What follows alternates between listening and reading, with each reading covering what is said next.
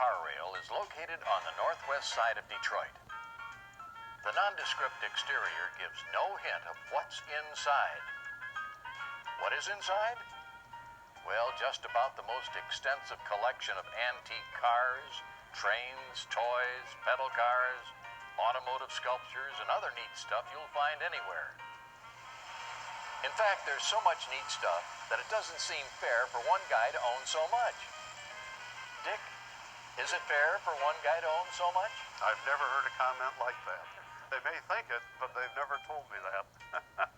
They say, wow, how did you acquire it all? They never say, not fair. Maybe it's not fair, I don't know. Well, all's fair in love and collecting, so let's start our tour.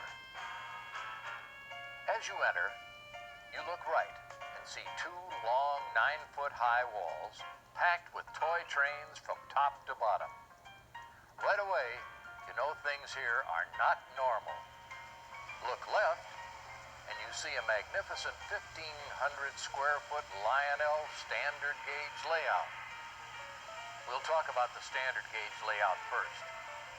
After that, we'll tour the rest of Car Rail, see more layouts and collections, then hop over to Dick's house to see his O-gauge Lionel layout.